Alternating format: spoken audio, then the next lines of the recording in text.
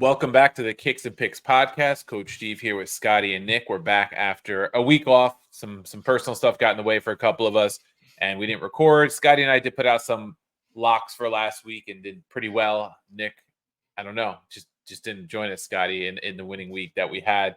It was a 4-2 week between the two of us, up just about 2 units. Brings us to our season record to 125, 119, and 11, minus 1.6 units. So we'll be looking to get back in the green this week, try to erase that 1.5 unit deficit. But guys, feels good to be back. A lot of big fixtures on the docket, both in the Premier League and Serie A. The biggest one, of course, Liverpool City, which we'll be talking about with Scotty's team looking to maybe give themselves the leg up on City the rest of the way in the league. We'll see what happens there. But guys, how you doing after the week off? How you feeling? And looking forward to a good weekend here. Yeah, it's not only is it a good weekend, I think March is a pretty busy month with lots of good fixtures. It's not just this weekend. I think every weekend, except for the international break weekend, we're going to have, at least 1 or 2 marquee matchups in each league. February was pretty boring. I think we had a lot of Bournemouth versus Chelsea's and City versus Brentford's and the like. So happy to finally have some of the more interesting and thought-provoking matches for us to talk about on the pod. Some might call it March Madness. Yeah. Different sport, but still applies. Now, last week was a fun week. Listen, personally, Scotty and I, we came down to Florida. We got to hang out. So we were betting a lot together. We didn't put out an episode for that being part of the reason. But I feel like we got to do a better job of just like tweeting out some of our bets when we don't record, because I feel like we were like, it was just an exchange between the three of us, right? We were hitting just about everything. We're going back and forth. I know we didn't get a Champions League episode out this week, which we usually do, but I know we did some pretty good work in the Champions League these past 2 days also. So shame on us. We'll try to make up for it this week. Like you said, Coach, listen, the numerical record is positive, and I think that's a pretty strong feat considering how we started the year. We had a really poor start to the year. We had a couple really rough weeks there, so we've righted the ship. Scotty mentioned it. We're going to have some fun games to talk about. I think everything's going in the right direction, and happy to be back. Yeah, it's funny how that works, right? The weekend we're just shooting picks back and forth. I know my Friday and Saturday were really good. Sunday I tapered off a little bit, but I was like off to like and I think it was like 7-3 start my first 10 bets of Friday and Saturday, and then of course we didn't tweet many of them. A couple of them were the locks I gave out, but that's how it tends to go. If we had tweeted them, I probably 3-7 or something. But hopefully our locks of the week this weekend, which feature a lot of these 5 matches that we're going to discuss in the previews, pan out in what we hope to be an exciting weekend of big head-to-heads in some cases. And we'll get right into it. Unless you guys want to mention anything surprising in Champions League. I think it was pretty cut and dry. Bayern, rebounded. City was already in a big advantage. Real Madrid got the job done in a 1-1 draw today. And then what was the other match yesterday was PSG. Yeah. So nothing out of the ordinary. I don't think we have to dwell on it for too long. I see Scotty shaking his head. Yeah, it's been a pretty, tame Champions League opening round of knockouts. Matchups weren't there. Yeah, we covered that in the pod, right? There was, tough to find value because there's a lot of heavy favorites, and they've done their job, right? There haven't been any crazy upsets. So I think obviously that, the Real Madrid Leipzig matchup today was maybe the most entertaining, even though the first half was a snooze fest. But they didn't, that was the one they decided to put behind Paramount Plus for whatever reason. And I have Paramount Plus. I just hate the app. So I watched Copenhagen and City this afternoon for reasons unknown. The one thing I'll say is I think Real were probably the most disappointing team over 2 legs. I think, listen, this podcast has rode them to a lot of wins. They were a future pick a couple years ago. We're big believers of Real Madrid in the Champions League. I think they're pretty fortunate to make it past RB. RB was up for it. They had more of the ball. They created a lot of chances. I think maybe they didn't have some of that luck. And we talked about it a little bit before we hit record. Real they've been inconsistent. They haven't looked great. Yeah, they find ways to get results, which is the mark of a great team. But they're going to need to figure out a lot between now and their next set of fixtures here in the Champions League, because doesn't look to me like they're going to be able to get back in the final if they continue this form. That's really my one big takeaway. They're missing someone to pair up top with Vinny. That's really Badly. the issue. It's like, they've been lucky with, not, I don't want to say lucky, but fortunate that Bellingham has come in and been an offensive spark from the midfield. But, Vinny Jr. up there, Rodrigo's been in for most of the season. Yep. They just need, they're missing Benzema, which, not Yeah. really surprising, but they need to find somebody to replace him. And I guess they kind of have with Mbappe. So maybe next year will be a different story. Sorry, Coach. Before you go, I think that's a great point, Scotty. Like people, I don't know. We're on Twitter a lot. We see like a skewed view of the world and a skewed view of football. Like people have to remember, like top class goal scorers just don't grow on trees. You don't replace them easily. We're seeing. We grew up, or the last 15 years, we've seen Messi's and Ronaldo's and Ibrahimovic's, and now we're seeing Haaland. Like those aren't available for every single team, right? And Real, for as good and as big as they are, you're kind of seeing it now. You're seeing it, with a lot of other teams. I mean, I think even PSG, they're fortunate that Mbappe kind of carries them a little bit, but they're struggling for goals if he doesn't have a 10 out of 10 game. So was there any, speaking of Mbappe, was there any easier plus money cash than Mbappe goal score yesterday? No, that was one between all of us. I think, first time that I can remember in a while that they hung a big old plus sign in front of his anytime goal scorer. So plus 125, you got to take it out of principle. And would it hit in about 7 minutes? Yeah, it hit quick. I ended up taking the goal or assist number because that was still a pretty good number. I think it was minus 120 or so. Just incredible that those numbers were so good in a match where he was playing and you expected him to be involved in some way if they had scored a goal. So very crazy. Just one to keep an eye out, I guess, in the next set of matches if somebody has a bigger number than they maybe should in how often they score. So we're going to jump into it with the biggest match of the weekend. It is top of the table clash in the Premier League. Liverpool and Manchester City right now on the table. Both teams 27 matches played. Liverpool 63 points, Man City 61 points. And just be aware, Arsenal over there at 61. So, winner in a match here goes top of the table. A draw and Arsenal could find themselves top of the table. So this is a big match for three teams, the two that are going head to head, and even Arsenal. Chance to pass the loser, chance to pass both in a draw. So that is certainly an interesting dynamic. This one is at Anfield. Liverpool hosting Man City. Correct, Scott? It's at Anfield, right? Yep. And even so, Liverpool underdogs at home plus 190. The draw line plus 270. City on the money line is plus 130. The over under set at 3.5 goals. The over 3.5 plus 125. The under at minus 165. So Scott, we'll go to you first. You're our Liverpool guy. You're a Premier League guy. What do you make of Liverpool being the underdogs at home in this one? How do you see maybe Liverpool approaching it, being that, this is a top of the table clash? A draw doesn't guarantee them staying top of the table. Yeah, I think the odds kind of reflect the state of each club in terms of health. City certainly are coming back into, full form. De Bruyne came back in January. Haaland came back in February. Rodri's been healthy. Whereas Liverpool have been kind of dealing with a lot of injury, concerns. And, we talked about it the last couple of weeks, or you've maybe read about it the last couple of weeks, trying to field, academy players in, cup final matches just to kind of scrape by. And, they're certainly on the mend. I think most of the reinforcements aren't expected back until after this international break at the end of the month. So there's going to be some question marks in the lineup. Salah was in training today, may play. They're kind of playing a game of chicken with the Egyptian FA because they want to call him up for the friendlies in the middle of March when he's still kind of coming back from the injury he suffered at AFCON.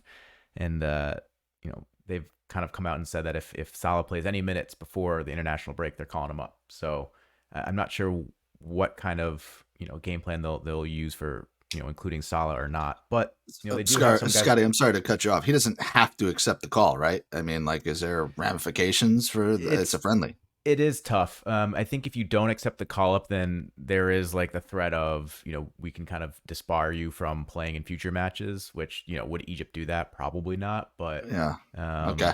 I don't necessarily Salah's also the kind of guy where I don't think he would do that. Like he knows what his, position is within not just necessarily Egyptian soccer, but Egypt as a whole. And so I think he's very cognizant of how the decisions he makes influences other things within his country. So I don't know. He doesn't seem like the kind of guy that would refuse it, but maybe have some sort of minutes restriction.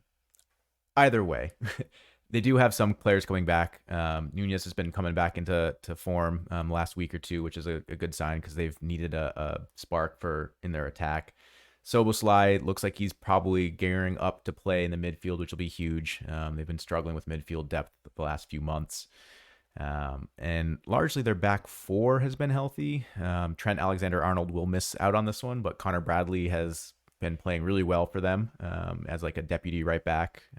Van Dijk has looked back to form. Konate's been great, and Robertson's healthy. So I think that's the one area where you don't really have a lot of concerns. Don't have Becker, Allison Becker, so Kelleher will be playing again, but he's been doing okay in that capacity. So that's really where I think the odds are looking at. They're saying, hey, listen, Liverpool are the home team. They should be the favorites, but 4 or 5 of their starting 11 aren't going to be available for this, whereas City should have everybody. I don't think there's really any big misses on the City side. And if you want to look at form, I mean, City have been killing it lately. I think they've been scoring, 3, 4, 5 goals a game in their last 3 or 4 matches. So they had a little bit of lull in the middle of February where they were kind of scraping out 1-0 wins. But that seems to be a thing of the past. De Bruyne has kind of, gotten the dust off after being on the shelf for 6 months. Haaland is back and in form. So yeah, it's going to be a tricky one for Liverpool, no doubt. Yeah, it'll be tricky because of the state of health, like you mentioned. I think that's the biggest thing. I agree. I think that's where the line comes from.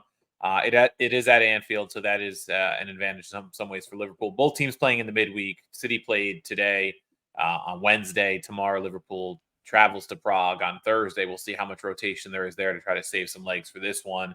I think, like you had mentioned in our group text today, that you think Liverpool just tries to keep that one close and, worry about it next Thursday at Anfield and just take care of business there, which would allow them to rest a certain couple of players maybe for this one.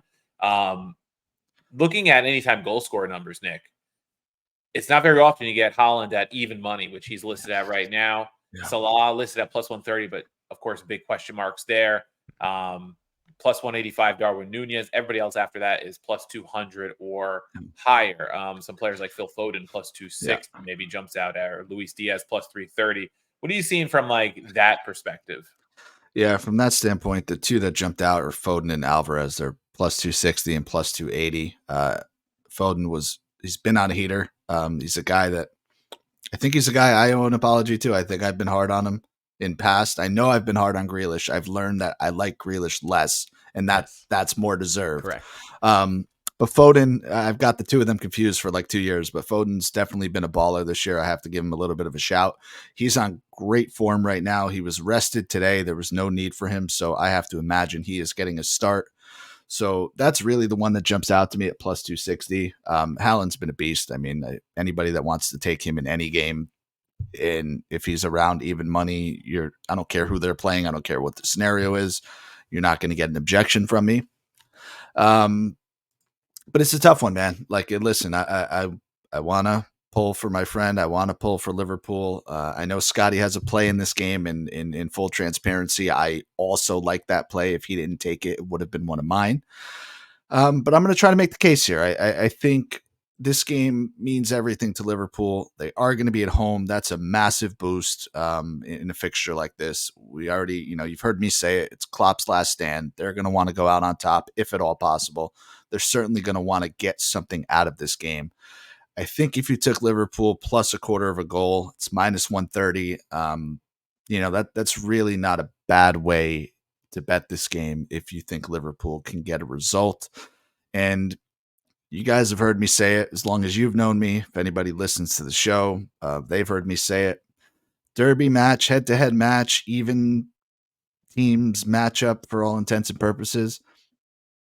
You kind of always have to go with the underdog, right? It only takes one little thing, one kick, one referee decision, one whatever for something good to happen. So I think Pool has a little hidden momentum that we don't necessarily consider when we look at these odds, and they're going to have to take care of it at home. I mean, this is all else equal. This is the difference in the league, right? I mean, I don't know if anybody wants to say that. I don't know if either fan either side of it is comfortable saying it, but Liverpool takes care of Manchester City at home. It puts them in the driver's seat. If City gets the points away from home, puts them in the driver's seat. Close. So If City win this game, then the match against Arsenal in 2 weeks becomes the same thing, where it's like right. that becomes it, because Arsenal's in So great form and they're only 1 point behind City. So listen, it's not going to be easy.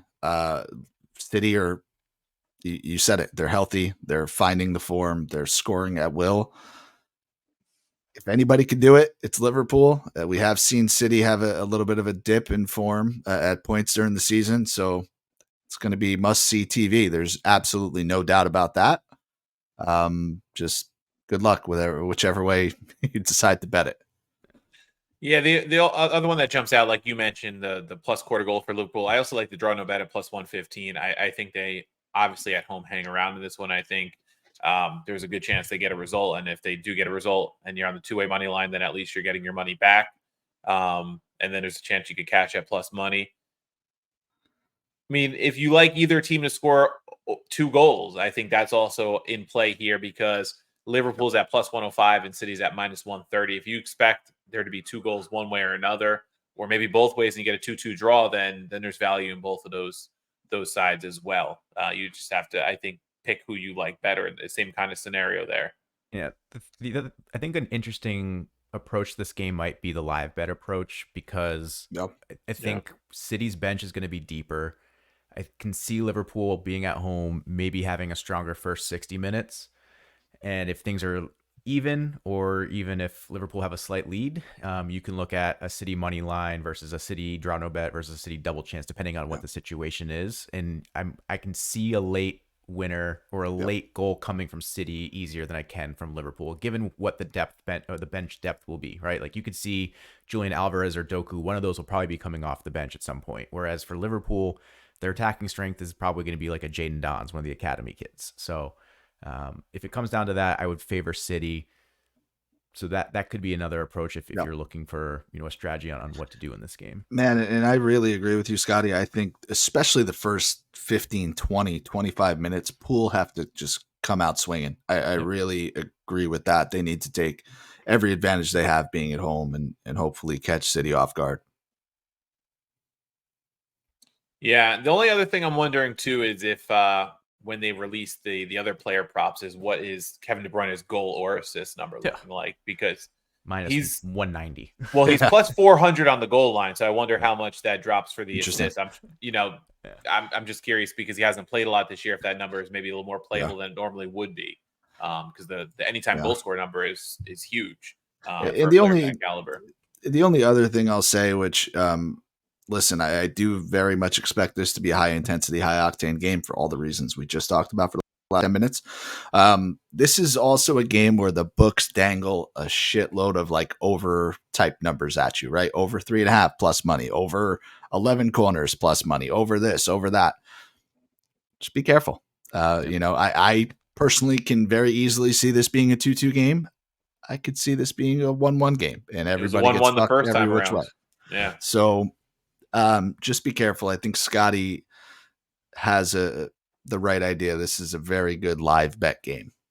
Yeah, I agree with that. I think this is one you might have to read those first 15, 20 minutes, see how it's going, and then kind of gauge as the match plays out, and you might be able to find some value in the match in the run of play. All right, that'll take us to the second big Premier League matchup of the weekend. And most weekends, this would be a pretty big one in terms of table position, and would probably take the spotlight, but not this week because of the top of the table clash. It's Aston Villa and Tottenham. Villa, 27 matches played, 55 points. Spurs, 26 matches played, 50 points. So with that match in hand, this could be a swing game in terms of table position when that match is played out by Spurs. It is at Villa Park, plus 135 for the home side, plus 295 on the draw line. Spurs, plus 170. Good draw no bet numbers on each side, too, if you like either one. Villa, minus 130. Spurs, even money. And the game line is set at 3.5 in this one as well. This one is just about even in terms of which way it goes. The over is minus 115, the under minus 110. Intriguing matchup. I think this is the one where maybe if Villa gets the job done, that kind of cements them top 4, in my opinion. I think this is the one where this is like the prove it match for Villa in terms of finishing top 4. Scotty, let me ask you an important question. How healthy are Tottenham right now? They are getting very healthy. Okay. The Tottenham that we're used to seeing, or we were used to seeing in the beginning of the season, is much closer to this Tottenham than we've seen between, Thanksgiving and Groundhog Day, basically. Okay. Um, so I think, I'll talk a little bit more about it with my picks because this does feature in my picks. But There you go. I will say to Coach's point about why this may not be as big of a matchup. It's not just so much being dwarfed by Liverpool City, but it's that weird fifth place rule now with Champions League where it seems like England will have 5 spots. And both of these teams are firmly cemented in slots 4 and 5, regardless of, how they finish. So it doesn't really matter too much if one team is fourth or fifth. You're certainly right, Coach. Like if Aston Villa wins this, I think you can pretty much pencil them in for fourth at that point. But even if Tottenham win and it becomes a 2-point race, down the stretch, it doesn't mean much. They got a 6-point lead on sixth over United. They're 6 points behind Arsenal for third, so they're not really in the title chase. Yeah. I think that kind of takes a little bit of the enthusiasm out of this match for me, anyways. This is a game I think you could throw it a little bit on a draw at plus 295, close to plus 300. I could see that happening. I was looking at Villa's form and I'm like, wow, they're on a good little stretch. And then you look a little bit deeper. So they beat Luton Town, they beat Forest, they beat Fulham. Good for them, right? You need to win those games. But the games before that, lost to United, thrashed by Chelsea, thrashed by Newcastle, goalless draws to Chelsea in the cup before that, goalless draw to Everton, squeaked by Middlesbrough, squeaked by Burnley. They haven't looked that impressive, and they haven't looked impressive against better teams. Yep. So Tottenham is just like calling itself out to me right now. I feel like good time to get Villa. And important to note, Villa's playing tomorrow, Thursday, at Ajax in the Conference League. That's going to be tough. That's a good point. Oh man, this game screams Tottenham to me. Yep. Yeah, it has that feeling when you take all those things into consideration, how they've played against the better sides lately, the fact that they're playing on a Thursday in Holland and then have to host Spurs, who are not playing in Europe right now. That kind of leads me to that Spurs even money on the draw no bet. I feel like is a pretty good play.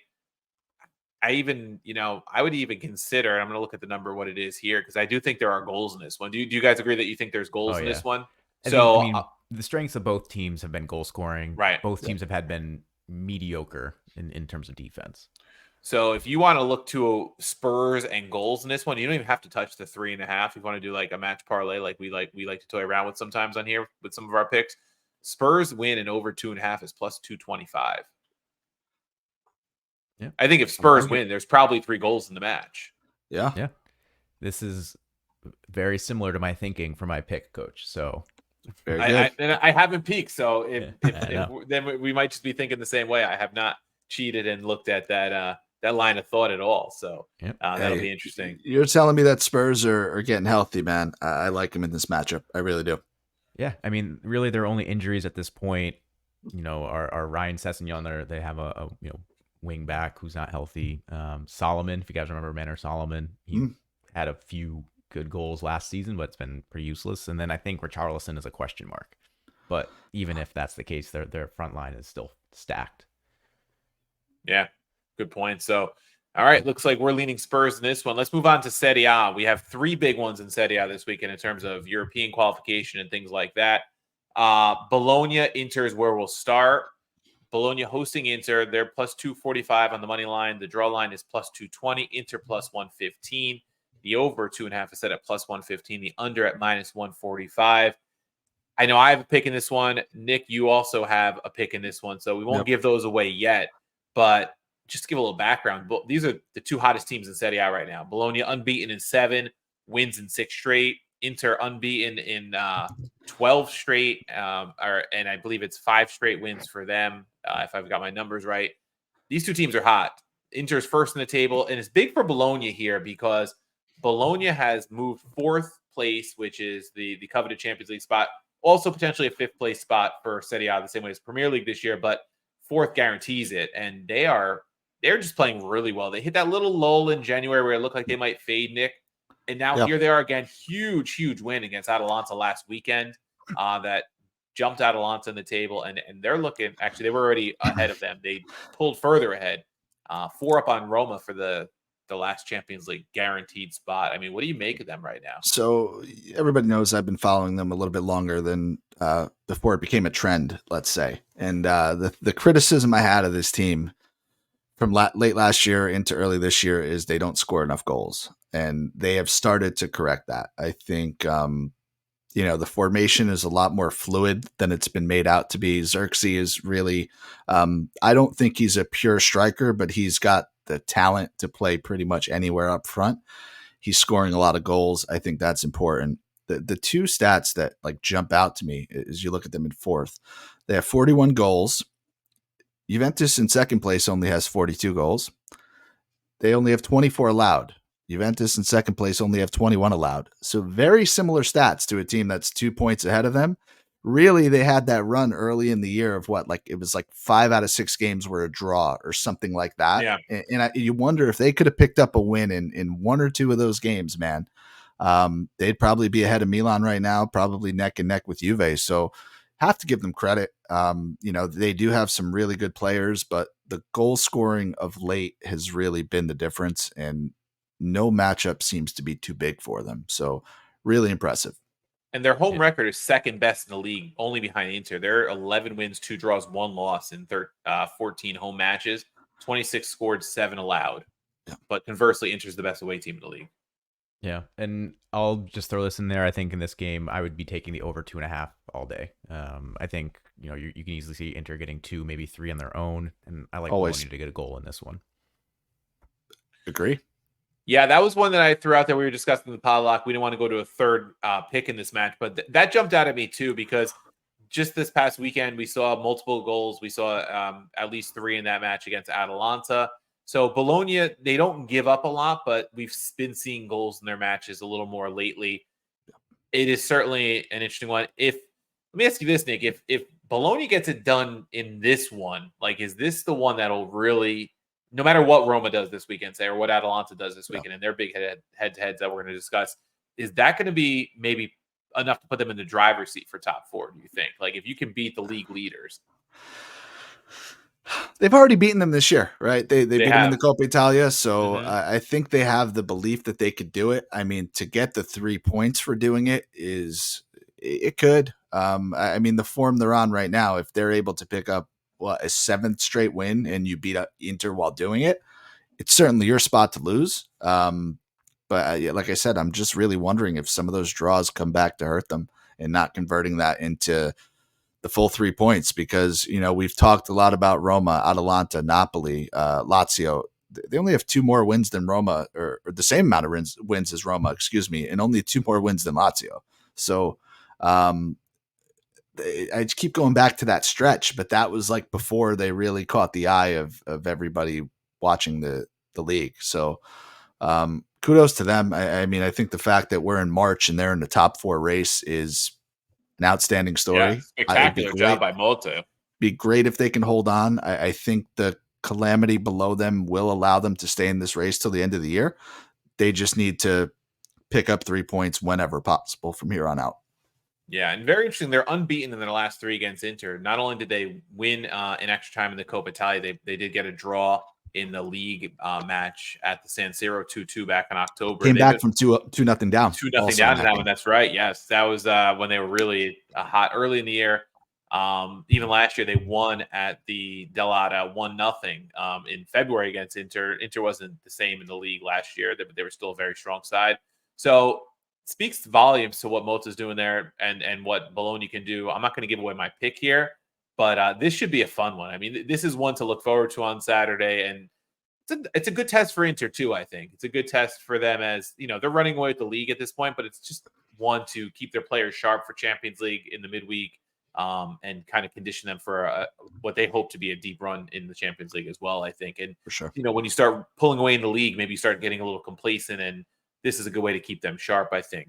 So another big one on the weekend. It's my Roma traveling to Fiorentina. Fiorentina plus 140 on the money line. Draw line plus 215. Roma plus 185 on the money line. The over 2.5 is set at even. and the under 2.5 at -125. This is a big one for Roma, especially. I mean, it's also big for Fiorentina for two different reasons. Roma trying to keep pace with Bologna, maybe pick up points if Inter gets a result at the Delata for them on 47 points in fifth. And then Fiorentina's fallen all the way to eighth on 42 points. They've been really, and I put this wording into my write-up on my pick in this one, the definition of inconsistency, really. They've dropped points in 3 of their last 5, really struggling to find form. And a loss here could really put them in trouble if Napoli gets a win in terms of like their overall European qualification. Important to note, both teams play on Thursday. Fiorentina has to travel to Maccabi Haifa. Roma hosts Brighton. Where are they playing that game? That's what I was I was just checking that. They're playing it in Budapest. So they have to, not as bad of a trip as traveling all the way to Israel, but still have to travel to Eastern Europe. And Roma has a home match against Brighton. So both teams will be playing. They'll be involved in Europe, and they have a European match the second leg after this one. So this is sandwiched in between. But the thing that jumped out at me is the fact that Roma, winners of 6 or 7 under De Rossi, the only loss to Inter Milan, multiple goals in every match in the league that they've played under De Rossi. They're still getting plus 185 on the money line away to a team that's falling close to the mid-table in Fiorentina, down in 8th place. Yeah. I think it's a good time for Roma to get Fiorentina, given what they're trying to do with Bologna ahead of them. Bologna playing the seemingly unbeatable Inter right now, and they're getting a Fiorentina team who's kind of on the downslope a little bit. My only question is, are we in a similar situation with Bologna and Roma like we are with Tottenham and Villa, where Italy are going to get 5 Champions League spots? Because I know they have the most teams. Italy has the most teams left in Europe right now. So it bodes well for their coefficient. But if not, if we're talking about only a top 4, this is almost like a must-win week for Roma, given who Bologna face. It'll pull them within 1 point of them for 4th. Fiorentina certainly had moments this season where they've looked really good, but currently are playing a very average level. So I think if Roma really are trying to squeak into this top 4 this week, it's as much of a must-win as you'll find probably for the rest of the season. Yeah, I have a play in this, so I will get into that and into the logic behind it when we give our locks. But over 2.5 at even money, really enticing. Both this is going to be a wide open game. The only thing that worries me, and I think Steve has a play also. The books are hanging these really nice numbers in front of Roma for 6, 7, 8 weeks now since Mourinho left. I think I've cashed him 6 to 7 weeks. I have as well. We've been cashing them as locks. We've been cashing team totals. I see no reason to stop doing that. But why is Fiorentina plus 140 favorite in this game? That's just a little bit scary. Just a little bit. I maintain the books haven't caught up yet, but when the books catch up, we'll be the last to know. Yeah, we'll see. I mean, you mentioned it. Now, let me ask you this quick before we move on. If Fiorentina loses this one at home, because look, they drew 1-1 at Roma when Roma was down 2 men in that match the first time around. And that was when they were really struggling under Mourinho toward the end. Like, if they lose this one at home to a direct competitor for Europe, and say Lazio and Napoli get good results this weekend, like, are they going to be very hard pressed to even make Conference League again? We can go back to December when I believe I said if Fiorentina lose 3 matches in a row, which at the time they were on about to do that, there's no shot that they make top 6, and I have to stand by that. I don't think they make top 6 regardless. Yeah, I think even top 7 is getting very iffy for them right now. Yeah. I think Lazio passed them this week in the table. I think Lazio playing Udinese, easier draw. Very likely to get 3 points there. And if Fiorentina can't beat Roma, then they'll be sitting in 9th on the outside looking in. All right, that moves us to our last one in Italy. It's Juve hosting Atalanta. Atalanta, the other team competing really most closely right now with Bologna and Roma for the top 4, coming off that loss to Bologna, the direct head-to-head. They had a hard-fought draw today in Lisbon against Sporting, one that they dominated. Feel hard-pressed not to win. Hit the post 3 times, I believe I read. I didn't get to watch the match. It was a Scamacca goal that actually got them out of there with an even result. But they got to travel to Juve now, who's rested. Plus 110 for Juve on the money line. Draw line plus 220. Atalanta plus 235. The over 2.5 plus 110, the under 2.5 at minus 135. And like we mentioned, Atalanta fell to 6th last weekend with their loss to Bologna. They're on 46 points. Juve second on 57. The only real competition for them right now is competing to stay ahead of Milan in second. There's nowhere else for them to go. It's going to probably be second or third. So coming off a tough loss to Napoli themselves, what do you make of this one? I mean, Atalanta now has dropped points in 4 straight, draw to Milan, lost to Inter, lost to Bologna, and a draw to Sporting Lisbon. Yeah, I feel slightly responsible because Atalanta was coming in riding absolutely high, right? I think they were on a 10-game winning streak or 10-game unbeaten streak. I took the over with them in Milan 2 weeks ago or 3 weeks ago, and it was like, there's no way this game doesn't go over. 1-1 draw, went under. They got smoked by Inter. They got beat by Bologna. They couldn't get it done today. So Atalanta's form has done a absolute complete 180. Listen, Juve hasn't looked great either, right? 1 win in their last 5 games, but this to me is like there's no fucking time like the present for Juve to turn it around, start getting results. Just when everybody starts to hate on Allegri again, and Chiesa can't do it, and Vlahovic is missing sitters, the same bullshit story that we hear year after year after year. Juve at home plus 110, like the odds tell the story. You guys hear me say that all the time. This is just, don't even overthink it. Juve gets it done at home. Atalanta just they have to really be thinking about the Europa League next week. I think that has to be the short-term priority for the next week.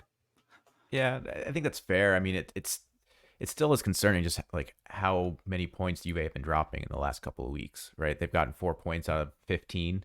The gap to first is now 15 points. I feel like just like a month ago, we were talking about liking our future that we put in on them in October to win the title. And you can tear up that ticket at this point. So I think you can probably maybe finagle a little bit more value with Atalanta and maybe hope that poor form continues. I get your point with Europa. I think it's valid, but I don't love betting Juve plus 110 on the money line right now, given what they've been doing in the month of February. Fair. Yeah, I have a pick in this one as well. There's a little bit of a theme to my 3 picks this week. They are involved in all 3 of these matches, but Atalanta, I think this is going to be a tough one for them, and just in terms of like quick turnaround from Sporting. They played midweek last week against Inter. That was the beatdown that Nick referred to. So they've played these 4 matches where they've dropped points literally in a 2-week stretch, and now this is like their 5th match in just about 15 or so days. This will be. And they're all tough. What's the head-to-head between these teams? I haven't looked it up. I feel like Juve's got their number. I have nothing to go. Like, I'm not looking at stats. I just feel like Juve has their number. Head-to-head, Juve hasn't lost in 5 to them. Yeah, there you go. And one other trend is under 2.5 goals in 5 out of 6. The reverse fixture back in October was 0-0 in Bergamo. And then last season, it was a 3-3 draw at the Allianz and a 2-0 win for Juve in Bergamo. Okay. So at least those 3 have, been fine for Juve. Yeah, there's been some draws mixed in. Yeah. Strong number on Juve. I don't know. Can't talk me off of it.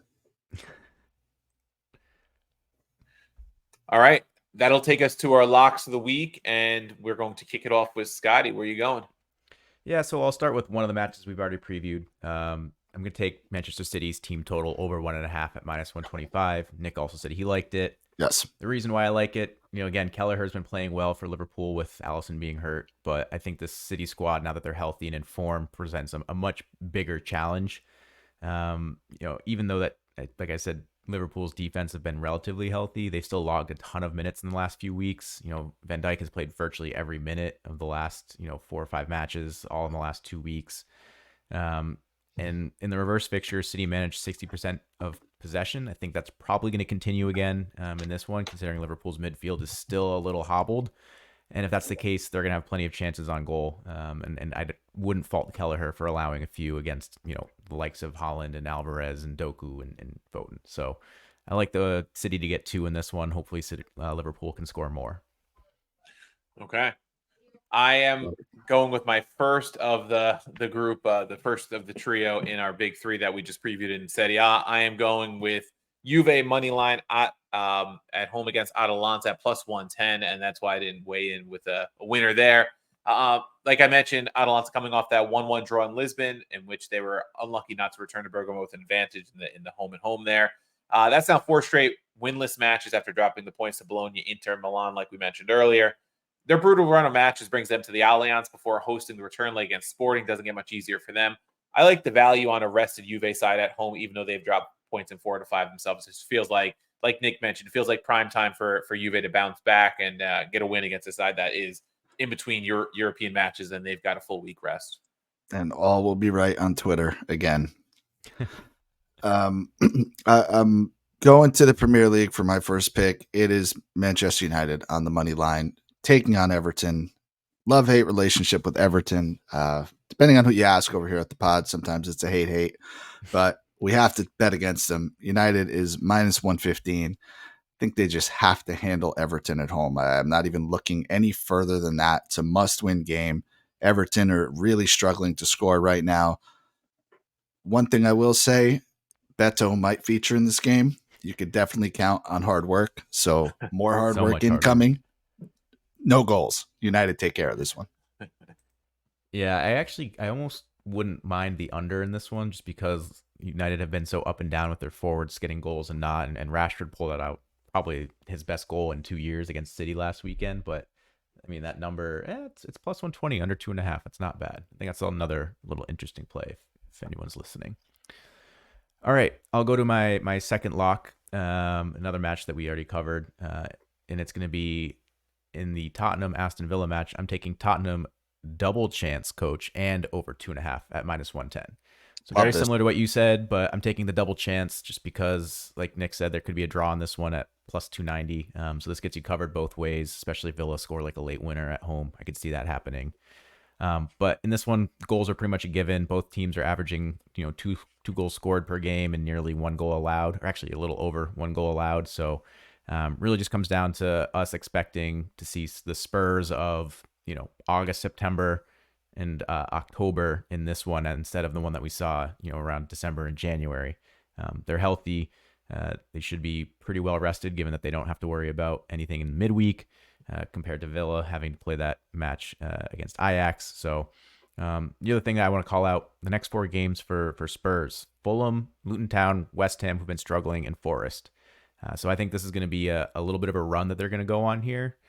So this is probably the last chance that you'll get any good value on a double chance or draw no bet for Spurs against one of these other clubs. So take the value now. Books will start to correct, I think, and by the end of March, you're going to start to see numbers like you saw in September for Spurs.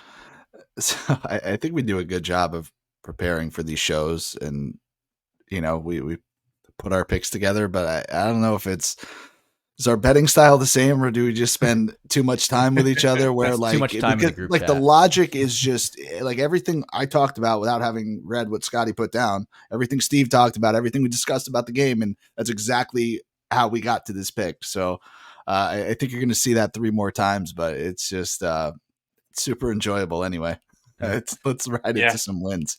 Yeah, if it works out, it's all the better, right? Because we're thinking along the same lines, and hopefully it'll lead to 8, 9, 10 wins this week for us. So my theme continues with another plus money pick in the 3 matches we previewed in Serie A. It's Inter Milan money line at Bologna at plus 115 in a weekend full of the intriguing head-to-heads in Italy. This one's probably the most eye-catching for the reasons we mentioned earlier. Bologna, like we said, hot with 6 straight wins, unbeaten in 7. Meanwhile, league leaders Inter, unbeaten in 12, 7 straight wins. I think Inter will be motivated to avenge their Coppa Italia loss to Thiago Motta's side, and I can't pass up the white-hot league leaders in this one at this number. At plus money, I can't pass it up. And just the fact that in a season where they're so dominant, to not win all 3 matches against Bologna, I think would really leave a bad taste in Inter's mouth. So even with the Champions League return leg against Atletico in the midweek, I think Inter's going to be very motivated here. What's the rule? League leaders at plus money. Yeah, you just take it. Hard to pass it up. Yeah. I'll double dip with you, Coach. I got to play in this game. I have both teams to score at -115. It's hit in 5 of the last 6 in this matchup. We talked a lot about Bologna's form, right? They're looking to keep up that recent form. And I have to believe Inter is looking, they have the best defense in the league. It's not close, but they have to be looking ahead a little bit to that midweek Champions League. So I believe Bologna get a goal. They do have a goal in 8 straight games. 2-1 game for me, but I think Bologna gets one. -115 is just a solid number here. Yeah, I like goals in this one too, as I mentioned when we were covering it. So Yeah. Yep. totally on board. All right. My final lock of the week. I'm going to Arsenal versus Brentford. I'm taking the first half over 1.5 goals at +110. Arsenal have had this crazy streak of 9 straight halves scoring at least 2 goals. It finally came to an end this weekend against Sheffield United when Arsenal only managed 1 goal in the second half. They still managed to win that game 6-0, so it wasn't too sad for them. Brentford, on the other side, are kind of sitting in 15th place, not doing too well. Their defense has been poor. Last 4 games, they've allowed 11 goals. If they have a strength, it's the fact that they have Tony and Visa playing forward, so they can certainly score on their own. So I think Arsenal can certainly get 2 in the first half by themselves, but I wouldn't be surprised if Brentford chips in as well. So at +110, given the trends of how Arsenal's been playing, I think this is a no-brainer. All right.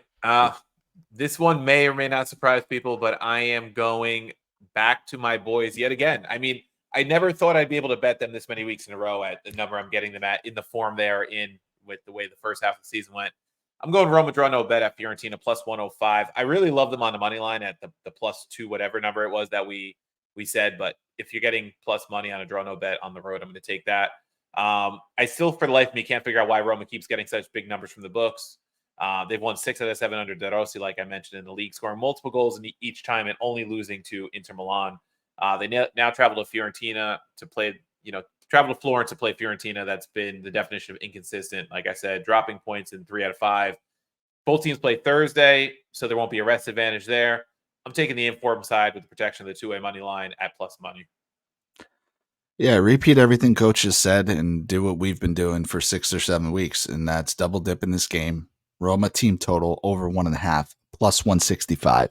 Insane number. Like I said, when the books catch up, we'll be the last to know, but I will absolutely take the bait here. They've been flying. They've scored 2+ in every single game since De Rossi took over in the league. The exception being Feyenoord there in the Europa League. And we know that Fiorentina are supremely inconsistent, and this podcast knows that they are very overrated.